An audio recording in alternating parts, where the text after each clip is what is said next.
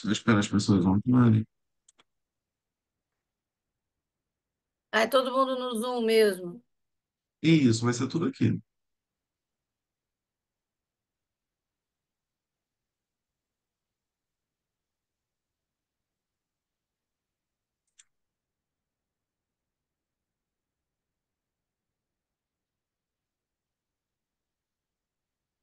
Na sala de espera já entrou todo mundo, a gente pode descer.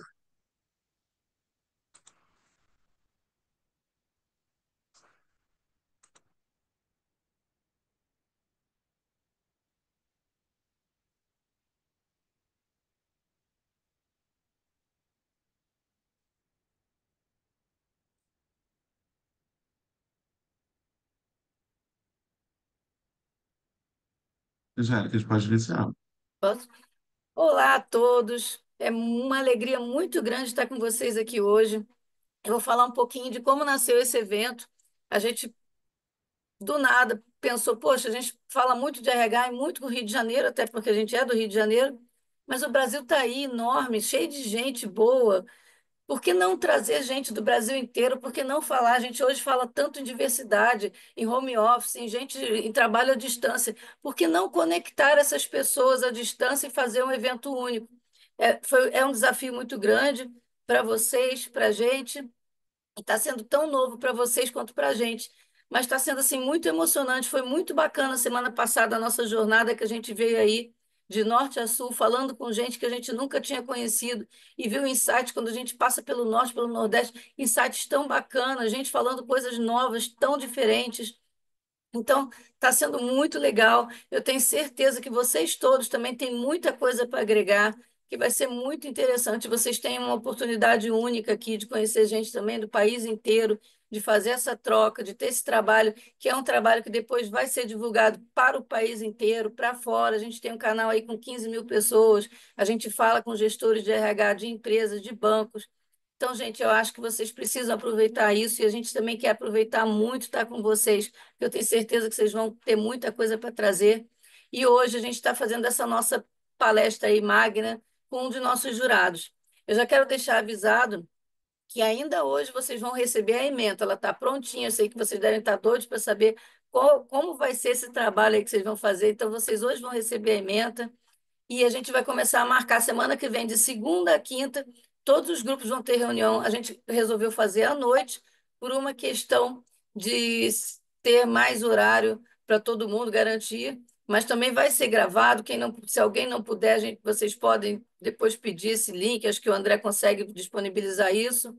Enfim, mas é importante que todos estejam presentes, porque é um momento que vocês vão começar a se conhecer, depois só vai ter o dia do evento, o pessoal de fora só vai ter a distância, então vocês precisam aprender a concatenar isso. Como é que vocês vão trabalhar à distância com o pessoal? Isso é uma coisa muito importante. E a gente vai passar ainda também essas datas, a gente vai sortear quem vai ser na segunda, terça e quarta, que é tudo muito sem privilégio nenhum. A gente não quis participar do julgamento, porque certamente eu ia querer premiar todos os grupos, eu tenho esse problema, não sei escolher ninguém, eu quero todos. E agora eu vou passar para vocês. Assim como eu conheci muita gente bacana hoje, eu acho que na vida a gente vai conhecendo muita gente boa. E o Wagner apareceu na Aberj num webinário, e no dia que ele apareceu, a gente ficou encantado. A gente falou assim: nossa, esse cara sabe muito. Então, assim, eu vou passar para vocês uma pessoa incrível, legal, bacana, que sabe muito. E eu espero que assim, aproveitem bastante, perguntem tudo que vocês têm para perguntar, porque vale a pena. É com você, Wagner.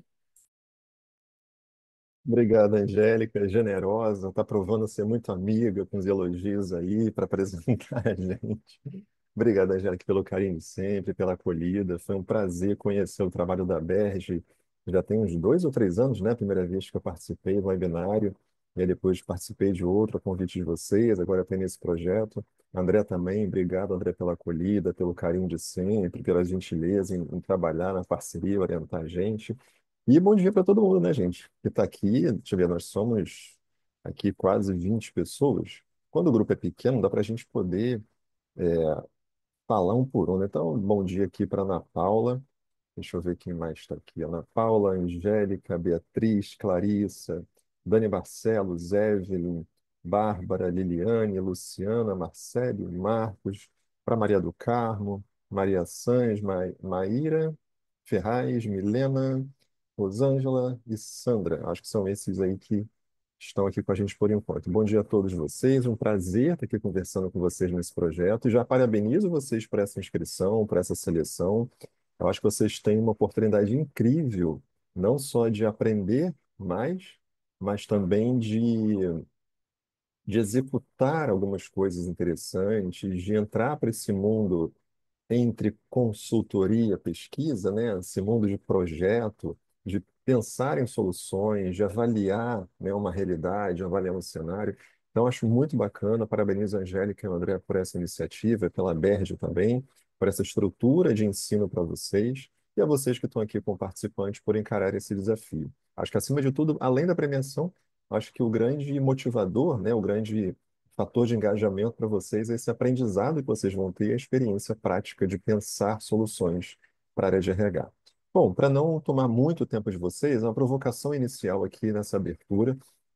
Vocês já tiveram webinários, né, com os nossos especialistas sobre alguns temas que representam os maiores desafios, né, nas nossas visões aí sobre a área de RH. A gente tem muito desafio, claro, se a gente fosse listar todos, a gente não conseguiria falar ainda de todos eles, então, aqui hoje eu quero conversar com vocês, sem slide, sem nada, um bate-papo mesmo. Vocês podem ficar à vontade para comentar aí pelo chat. Enquanto estiver falando aqui, eu vou sempre dar uma olhada para ver se eu consigo ler o que vocês estão interagindo comigo, uma questão e tal. E depois que eu terminar, a gente pode abrir um tempinho também, acredito eu, sem atrapalhar o cronograma aí da Angélica e do André, para a gente poder conversar. Mas eu queria bater um papo com vocês sobre três pontos principais e eu acho importante vocês pensarem e que reflete diretamente o trabalho que vocês vão executar sobre desafios em RH. E, como eu falei, os webinários que vocês fizeram na semana passada, eles falaram de alguns desafios, né, de o que nós precisamos encarar. E hoje eu queria trazer para vocês, para não suplantar, né, ou para não acrescentar alguma coisa ao que eles falaram, quero que o que eles falaram com vocês fique bem na mente de vocês sobre alguns desafios ou principais desafios, mas ao invés de falar o que, eu queria tratar do como, porque eu acho que um dos grandes problemas que a gente tem no nosso mercado de trabalho é que as pessoas não sabem mais como fazer as coisas. Elas têm muita dificuldade em pensar na execução. A gente fala muito de planejamento, temos problemas de planejamento, sim, mas entre planejamento e execução, eu acho que a execução ainda peca muito mais do que o planejamento. A gente consegue encontrar algum planejamento ainda nas nossas empresas, nas nossas áreas de RH, mas a execução acho que tem sido um calo aí importante e que a gente precisa considerar na nossa prática. Como vocês têm projetos para fazer, o primeiro ponto que eu quero considerar com vocês é mudança cultural. Para que eu consiga executar uma solução, seja ela sobre qual desafio for, e esses três pontos que eu vou falar com vocês, eles são transversais a qualquer tipo de desafio, de soluções que vocês vão pensar, implementar ou propor. A mudança cultural é um dos grandes calos no pé, de qualquer implementador, né? De qualquer interventor, de qualquer propositor de soluções. O que que é a mudança cultural? Para a gente que é da área de RH, a cultura organizacional ela é um fator muito subjetivo. Para nivelar a informação aqui, né, não sei o quanto, né, o quanto de vocês têm essas informações mais básicas de conhecimento sobre o que é uma cultura organizacional, muito rapidamente, a gente chama de cultura esse compartilhamento de valores entre pessoas que formam o mesmo grupo. Então, quanto maior o número de valores, ou quanto mais afinidade, coerência ou convergência entre os valores de pessoas que pertencem ao mesmo grupo, maior ou mais forte é a cultura. E a cultura, ela vai se manifestar de várias formas, né? A vestimenta, a roupa que a gente usa, é um artefato cultural que a gente chama, né? Os artefatos são aspectos visíveis de uma cultura. A construção de um prédio, né? O estilo de arquitetura, arrumação, organização é um artefato cultural, comportamento das pessoas, o vocabulário, os processos, a maneira de trabalhar, tudo isso significa a representação de uma cultura, é uma identidade. Então, se por exemplo aqui, estamos, né, vou pegar a cobaia aqui né, de sempre. Eu, Angélica e André formamos uma equipe de trabalho. E nós temos em comum valores como, por exemplo, análise crítica. A gente acha que é importante trabalhar e saber analisar, que a gente tenha ética e que a gente tenha o cooperativismo, né, ou a coletividade como valores. Se esses três valores são importantes de fato para mim, se eles norteiam a minha conduta e também da Angélica, também do André, nós temos um laço, nós temos uma identidade entre a gente. Consequentemente, a gente vai pensar e decidir de forma muito semelhante e convergente.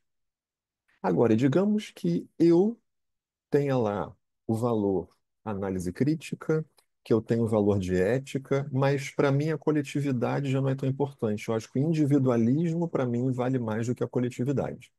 Mas a Angélica e o André têm o valor de coletividade. Eu tenho dois valores compatíveis, que eu compartilho com eles, mas um valor entre eles é diferente do valor que eu tenho para mim. Eu começo a ter um problema cultural. Algumas decisões que envolvem coletividade ou individualidade vão entrar em conflito entre o que eu penso e entre o que eles pensam. E é exatamente esse um dos pontos que a gente se esquece na hora de implementar uma solução de algum projeto, para alguma qualquer coisa que a gente queira fazer no campo empresarial e principalmente em gestão de pessoas. Porque a área de gestão de pessoas, ela trata com o comportamento humano. Ela lida com a forma como as pessoas pensam e decidem. E como é que a gente faz, como é que a gente pensa mudanças implementações de soluções a partir de uma mudança cultural.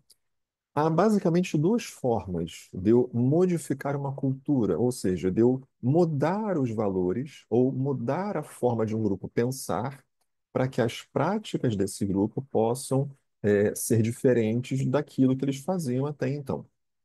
A gente pode começar com os valores. Eu mudo os valores, eu sensibilizo esse grupo a mudar os valores, a forma como eles pensam, para que as práticas possam começar a mudar. Esse é um caminho. Ou eu forço um pouco algumas práticas para que, ao experimentar essas práticas, as pessoas mudem os seus valores. Então, eu tenho uma via entre valores e prática. Eu posso começar com os valores para que isso mude a prática, ou eu posso começar com a prática para que isso mude os valores. Ah, Wagner, mas qual é o certo, né? Qual é o ideal? Bom, o mais comum é a gente começar pela transformação dos valores. Mas não quer dizer que é o único e nem que é o mais certo, vamos dizer assim, o mais adequado. Porque a gente precisa analisar os contextos, né? Cada situação, cada empresa tem a sua característica, tem a sua história, tem os seus problemas, tem um perfil de pessoas, o tipo de negócio também faz um pouco a filosofia de como a empresa pensa. A gente, por exemplo, né, pensar em responsabilidade social numa fabricante de cigarros é diferente de eu falar em responsabilidade social numa cooperativa que faz reciclagem. Como é que eu falo de transformação social, de responsabilização pelas minhas decisões numa empresa que fabrica cigarros, que faz mal para a saúde das pessoas ao longo do tempo? É diferente de eu falar para uma cooperativa que já nasceu com esse com essa filosofia, né, de pensar e se responsabilizar por coisas que fazem bem para a sociedade. Então, o tipo de negócio influencia totalmente a maneira como as pessoas daquela empresa pensam. E qualquer mudança que a gente queira fazer para mudar a realidade na área de recursos humanos, para melhorar a gestão de pessoas, ela vai passar por essa transformação cultural. Como é que eu começo a fazer uma transformação cultural a partir da sensibilização dos valores? Tem que começar de cima. Não tem outro caminho. Não adianta gestores de meia hierarquia, que a gente chama, né, no nível tático, gerentes, supervisores, coordenadores, não adianta eles pensarem de uma forma se a cúpula estratégica, se um presidente, um conselho de administração, a diretoria, superintendentes pensam de outra forma.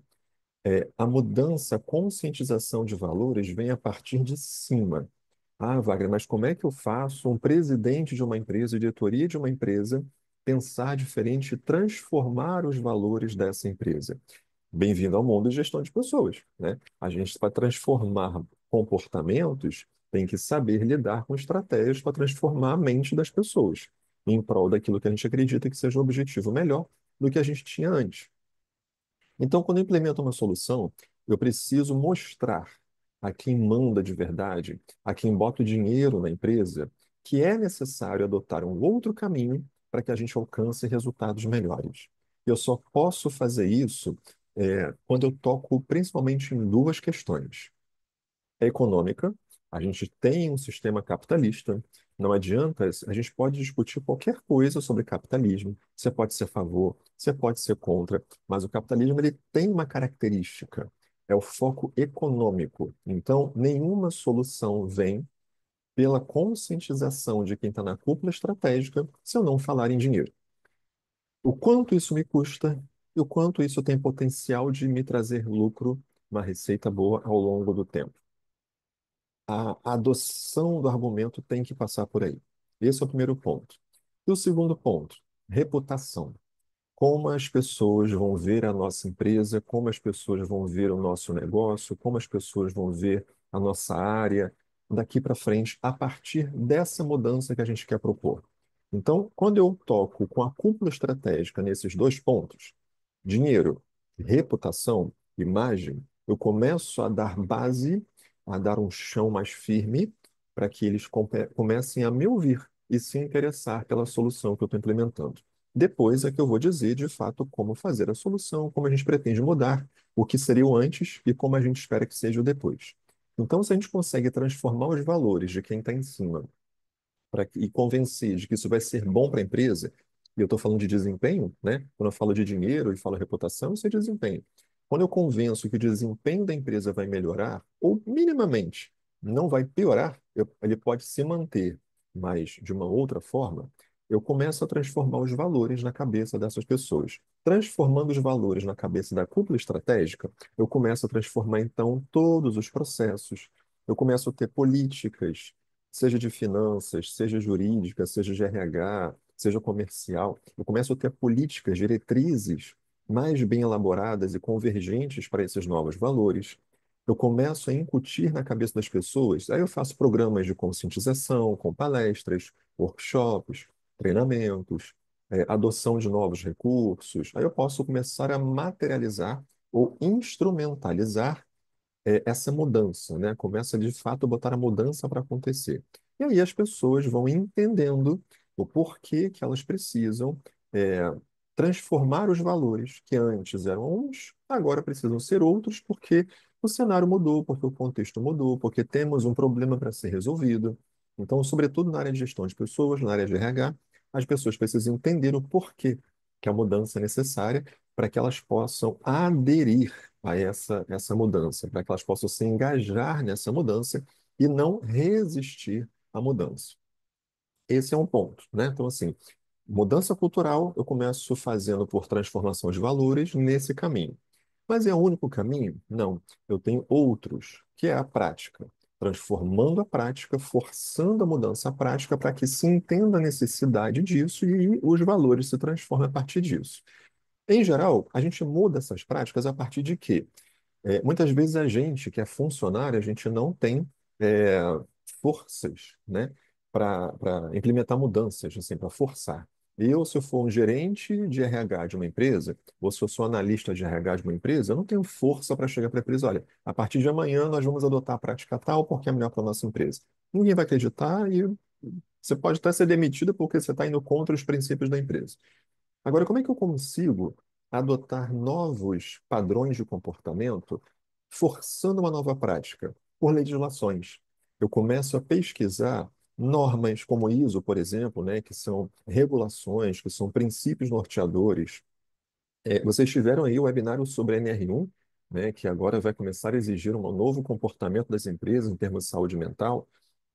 Então, eu começo a dar uma grande varredura nas legislações, nas regulamentações, nas resoluções. Vou para os conselhos profissionais, conselho de administração, conselho de psicologia, outros tipos de conselho, e vendo quais são as diretrizes práticas dessas profissões, para que eu consiga entender o que que essas legislações, o que que essas bases legais podem me oferecer de base para que eu mostre para as pessoas, olha, tá vendo como é que a gente tem que mudar? Estão forçando a gente a mudar. Bolsa de valores, por exemplo, o Índice de Sustentabilidade Empresarial da Bolsa de São Paulo, o ISE, né, B3, que é chamado, ele tem uma série de princípios de critérios para investidores. Existe uma carteira, né, separada das empresas todas que discutem, né, ou que vendem, compram, vendem ações na Bolsa de Valores. Existe uma carteira separada que tem que atender alguns critérios de sustentabilidade e governança corporativa, e essas empresas são o chamariz da Bolsa. Quem quer botar dinheiro na Bolsa vai primeiro olhar para essas empresas, porque, teoricamente, elas são empresas que têm maior potencial de dar maior retorno com critérios mais rígidos sobre governança corporativa. Então, por que eu não posso olhar para isso, tentar adotar algumas práticas e mostrar, então, para a empresa por que em adotando essas práticas a gente consegue um resultado melhor? E aí as pessoas olhando essas práticas vão se forçar, porque são regulamentações, são diretrizes, são normativas, por vezes até leis, e com essa prática, adotando forçosamente essas práticas, as pessoas começam a experimentar que a mudança de fato foi boa. E em mudança, em havendo uma mudança de fato, percebendo que ela foi boa, os nossos valores, então, vão sendo transformados. Então, quando a gente fala de mudança cultural, né, minha sugestão para vocês, considerem nos projetos de vocês, pensamos numa solução para um problema que a gente avaliou. Como botar essa solução em prática? Com mudança cultural, pensem nisso que eu acabei de falar com vocês. Eu começo transformando os valores e como eu transformo esses valores, ou eu começo pelas práticas e como eu transformo essas práticas? É um ponto essencial que qualquer projeto de solução precisa considerar. Um segundo ponto é formação de líderes. Nós vivemos um mundo empresarial com uma séria crise de liderança. Nós temos muitas pessoas que não estão prontas para gerenciar. A gente precisa entender que a formação de um líder é de competência da empresa. E eu presto consultoria em alguns momentos, não é meu carro-chefe de trabalho, mas de volta e meia eu atendo algumas empresas. Estou atendendo uma no momento, e a forma mais comum que eu vejo de pessoas assumindo cargos de liderança é: você é um ótimo operador de caixa, você foi contratado para a empresa, para uma loja, ou você entrou para um escritório tirando cópias. Poxa, eu vi seu comportamento bacana, então promovi você a uma outra função, dessa outra função se virou uma outra, e dessa outra eu te convidei para ser gestor porque você tem um ótimo desempenho. Desempenho não faz gestor. Desempenho não faz líder. Eu preciso investir na formação desses líderes. E como é que eu preparo competências para a formação de líderes? Cada líder tem uma função, certo? Tem responsabilidades para administrar. Quais são os pré-requisitos mínimos que eu preciso para esse gestor ocupar essa função? E quando eu falo pré-requisitos, estou falando do famoso chá, que talvez, né, para quem passou por uma formação em RH já conhece. Conhecimentos, habilidades e atitudes. Conhecimento é aquilo que eu sei, cognição, intelecto, aprendizado. Habilidades são aptidões, eu sei operar alguma coisa, eu sei fazer alguma coisa, eu sei praticar alguma coisa, eu tenho domínio prático de alguma coisa. E atitudes são comportamentos, é vontade, é um ato, é uma iniciativa. Esses três, junto com um quarto que as pessoas esquecem de te falar, e eu estou te falando agora, que é o contexto. Qual é o contexto em que esse gestor vai ocupar esse cargo? Ele tem recursos para trabalhar? Qual é o perfil das pessoas que ele vai gerenciar? Qual é a filosofia da empresa para esse gestor trabalhar? O que a empresa espera para os próximos anos? Quais são as condições de trabalho, fora os recursos, que esse gestor vai ter para poder trabalhar? Ele vai sair de um contexto, de uma função anterior, para assumir esse cargo de gestão. Então, o que mudou no contexto dele entre a função anterior e essa nova? Quando eu preparo esse gestor, dando a ele uma formação de conhecimentos, de habilidades, atitudes, e aplico isso ao contexto onde ele está, eu preparo a adaptação dele para esse contexto, aí eu começo a falar a língua da gestão de pessoas, que é a preparação de líderes. Não adianta eu ter uma solução para qualquer problema em gestão de pessoas se eu não preparar os líderes para executarem e lidarem com essa mudança de contexto. Eu estou falando de um contexto com um problema que a gente analisou, Eu quero que esse cenário, esse contexto mude para uma outra realidade a partir da solução que eu estou implementando. Quem vai conduzir isso? São gestores. Como é que eu preparo esses gestores? É esse segundo ponto que eu recomendo vocês considerarem. Independentemente da mudança, do projeto, da solução que vocês forem pensar, formação de líderes. Como eu faço essa formação de líderes? Quais são os conhecimentos que esses gestores vão precisar para colocar essa solução em prática? Quais são as habilidades que eles vão precisar para colocar essa solução em prática? Qual é o comportamento, a atitude necessária, características de perfil pessoal que são necessárias para esse gestor implementar essa solução? E qual é o contexto? Quais são os itens, quais são os fatores do contexto que precisam ser analisados para que essa solução, de fato, possa ser colocada em prática? É uma recomendação que precisa fazer parte dessa implementação de solução. E aí, para terminar, meu último ponto com vocês, o terceiro ponto, é avaliação. Gente, a gente é de RH. Nós deveríamos ser a área mais promissora para ensinar as outras áreas no campo da administração, no campo empresarial, sobre avaliação, porque a gente lida com o comportamento humano. Não só, mas a gente lida com o comportamento humano. É um dos principais fatores de decisão na nossa área. E a gente é muito ruim de avaliação. Se eu pegar, por exemplo, uma normativa qualquer, saúde mental no trabalho, uma NR1, que a gente está, né, agora que é a discussão mais da moda, né, mais polêmica, ou outras quaisquer, a gente vai ver que tem muito no sentido de preparação. Você vai ver palavrinhas como sensibilização, você vai ver palavrinhas como conscientização, palestras, programas de, políticas de, mas você vai ver muito pouco exigências ou caminhos para a avaliação. Como é que eu avalio se um programa meu de prevenção de saúde mental está surtindo efeito ou não? Como é que eu sei que um treinamento que eu fiz deu certo ou não? Eu já vi muitos casos assim. Eu sou professor. Digamos que a minha turma faça uma prova e tire nota 10. Todo mundo tirou nota 10. O raciocínio mais comum e totalmente equivocado é: poxa, a aula do Wagner é excelente. Por quê? Peguei as provas dos alunos dele, todos tiraram nota 10. Logo, a aula do Wagner é excelente. Só que um processo de avaliação, ele não pode ter um único fator de análise. Todo processo de avaliação é uma comparação entre um antes e um depois, ou entre um igual e um diferente. Se pego essa minha turma, por exemplo, e veem que na aula de outro professor, que não tem nada a ver comigo, todos os alunos também tiraram nota 10. Opa, a minha avaliação mudou.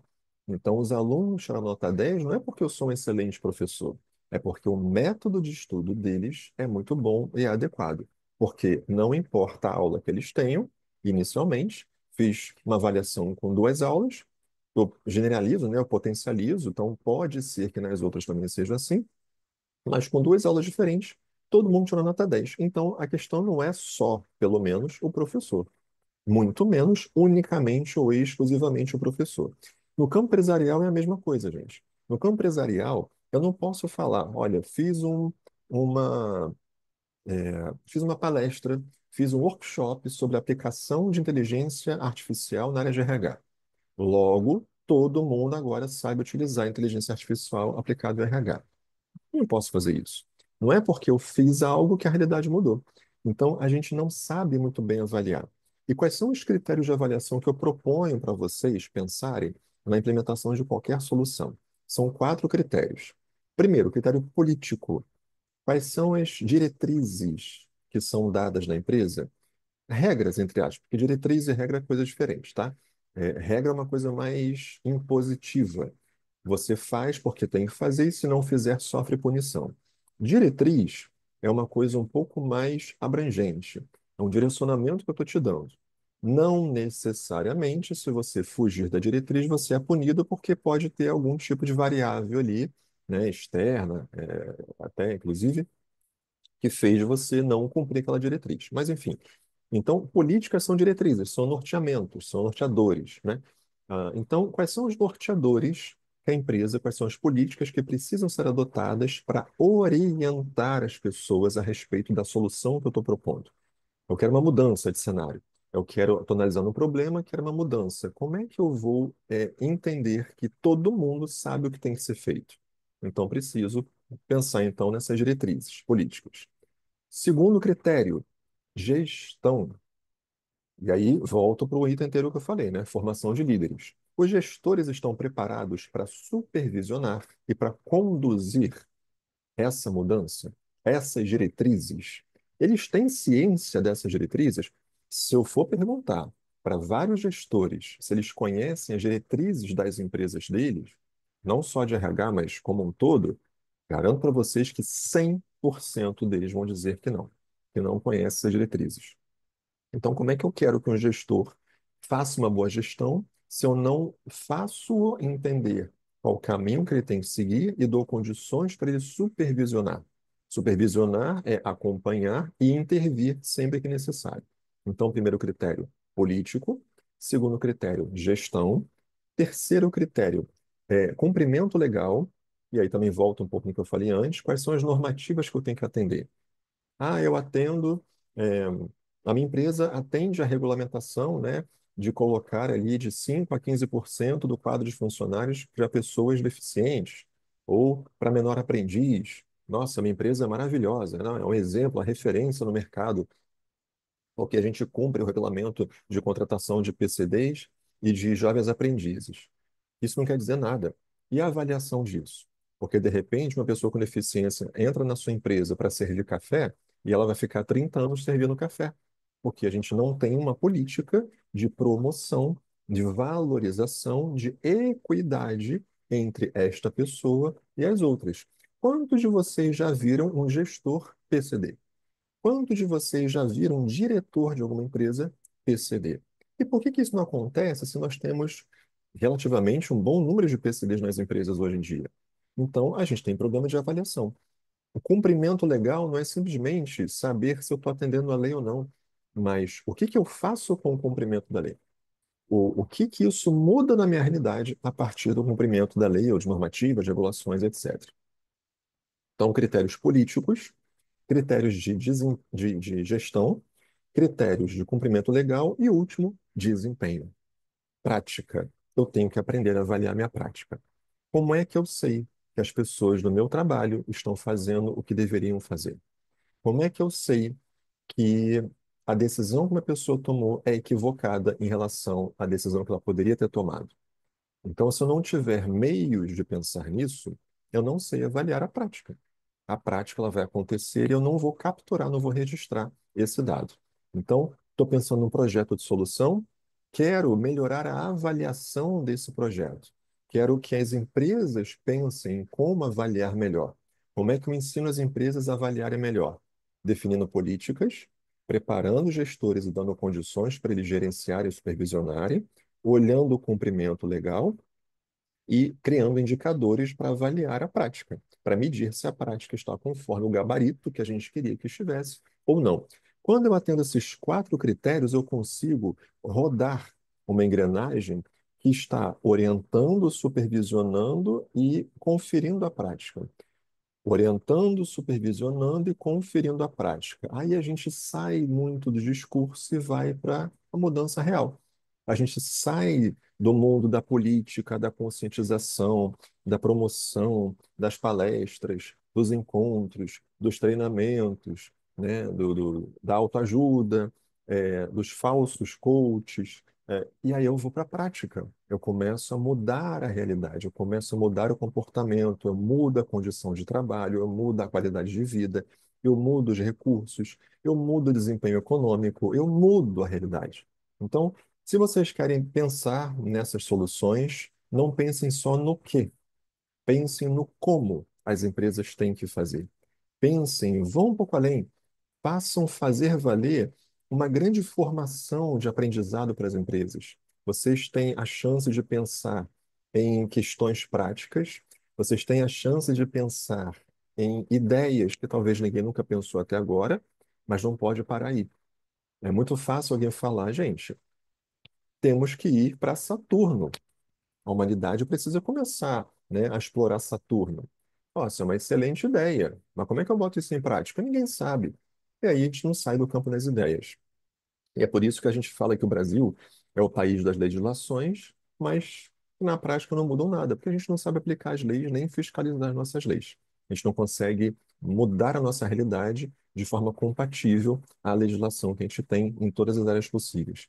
Então, se a gente quer realmente pensar em soluções completas, que realmente mudem a realidade do projeto, dos projetos de gestão de pessoas, na área de recursos humanos, eu preciso pensar na mudança cultural, como mudar o comportamento, os valores dessa empresa para a adoção dessa nova prática.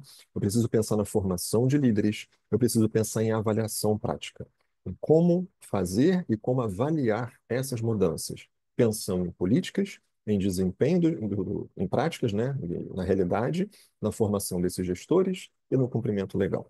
Acho que são esses os três pontos que eu queria compartilhar com vocês, né, sem prender muito vocês aí para não ficar cansativo nessa abertura. De novo, complementando o que vocês têm visto muitas coisas sobre os nossos problemas e possíveis soluções e tentando dar para vocês aí atalhos, né, ou dicas para que nos projetos de vocês possam valorizar essas três questões que eu coloquei para vocês, que são comuns a qualquer empresa, qualquer setor econômico, qualquer problema que a gente for analisar. Esses três pontos vão ser nevrálgicos, né, vão ser os pontos nervosos da solução. Angélica, obrigado. Tá contigo a palavra de novo. Eu estou aqui aberto. Se a gente quiser bater papo, tirar dúvidas, etc. Bem, eu podia ficar ouvindo o dia inteiro você falar, Wagner. Eu estava aqui e falei, gente, ele que tinha que estar no canal, não tem nada a ver a gente estar no canal, mas tudo bem. A gente vai te convidar de novo. Gente, vamos lá. Alguém tem alguma pergunta, quer colocar alguma coisa? A hora é agora. Acho que vocês têm que aproveitar que vocês estão aqui, porque nem todo mundo pôde participar e pediu a gravação. Então, vocês que estão presentes, aproveitem para já sair na frente aí com alguma dúvida, alguma coisa. Aproveitem que o Wagner está aí disponível para falar. Alguém quer colocar alguma coisa? Fiquem à vontade, gente, até para colocar um contraponto também, né? Olha, eu não concordo com aquilo, ou também pensei numa coisa assim e tal. Fiquem à vontade, até para complementar ou fazerem perguntas sobre alguma coisa que a gente conversou aí. Pois é, Aqui é livre o nosso bate-papo. né? Tá todo mundo Tão mudo, mas tímidos. sinceramente, Wagner, eu não faria nenhum contraponto, não, mas não sei se o pessoal tem algum para fazer. Acho que não. Tá todo mundo falando aí, maravilha, maravilha, maravilha, parabéns, muito bom. Então, eu acho, Wagner, que não tem contraponto nenhum. Então, gente, deixa eu só atualizar vocês, quem não chegou logo no começo. A gente vai estar ainda hoje mandando a ementa para vocês. Não sei se o André já quer colocá-la aqui. Quer, André? André tá aí. André, André. Você Oi, quer colocar já a posso. ementa aqui? Você depois manda para o resto? O que que você quer fazer? Eu vou colocar o link, né, da ementa aqui. É um documento em PDF, você tem o link de um drive. É só baixar, não tem nenhum mistério. Já que vocês estão aqui, né, então vocês recebem em primeira mão. E a gente vai falar depois também, ainda hoje, ou no máximo amanhã, da questão dos grupos, como é que vão ser. A gente deseja a todos super boa sorte. Estamos doidos para ver os trabalhos de vocês. Eu tenho certeza que vai trazer muita coisa boa, que a gente vai revolucionar isso aí. Então tá bom, meninas, meninos, todo mundo que está aqui com a gente. Acho que vai ser bem bacana trabalhar com vocês. E Wagner, não tenho nem palavras para agradecer você estar aqui conosco sempre, você trazer tanto conteúdo, tanta coisa. Você é um livro ambulante, cara. Imagina, imagina. Abre a Obrigado. boca, você abre a boca e sai. O negócio vai saindo assim, parece aquela sereia, sabe? Vai falando, vai falando, vai falando, vai saindo, só conhecimento. Gente, um dia eu quero ser igual a você. Imagina, obrigado pelo carinho. É fruto de um monte de coisa. É fruto também do trabalho de muita gente. Né? Eu sempre falo para todo mundo. Eu não sei receber elogio, não, tá, gente? Eu fico mega sem graça. E, Tá ferrado. eu sempre me remeto às pessoas que contribuíram, né? E eu sempre que eu posso, eu falo, né, com as pessoas profissionais, com gestores, com donos de empresa, é isso. Alunos. Valorizem as pessoas com quem a gente convive, né? Não vamos ficar muito escolhendo, né?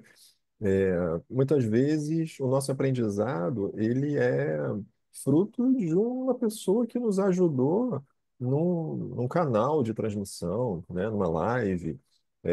Já tive muitas ajudas assim de conseguir chegar no momento, no horário certo para falar com a pessoa certa, por causa da ajuda de um porteiro, de um Ei, segurança, sabe? Então eu fico pegando essas pequenas coisas e valorizando as pessoas.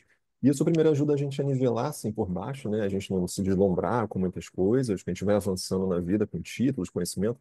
A gente não fica deslumbrado porque a gente sabe reconhecer o nosso lugar e o lugar das pessoas mais simples às vezes, né? E também oportunidades assim, como a Angélica, como o André, a gente observa o trabalho, como é que eles fazem as coisas. A Angélica falou uma coisa aqui antes da gente começar a entrar sobre a questão das premiações. Eu falei, caramba, é verdade, sabe? Aí eu fico sempre aquela assim, pô, podia ter pensado nisso antes, nunca pensei. Porque o aprendizado que a gente tem, isso a gente acumula junto com outras coisas e leva para a vida. Então, acho que é fruto também de gente como você, Angélica, gente como o André, que a gente consegue, às vezes, conceber e transmitir conhecimentos. Realmente uma troca, é uma grande troca. E fico feliz por estar contribuindo. obrigada, obrigada a todo mundo que esteve aqui com a gente hoje. Boa sorte e vamos lá, gente. Tá bom? Até a Tchau, próxima tchau. e até o Bons próximo trabalhos. capítulo disso, que senão tem muito chão até a gente chegar no final. É, Acho que também não vai acabar, vai além do final. Tchau, gente. Então, até a próxima. tchau, tchau. Tchau.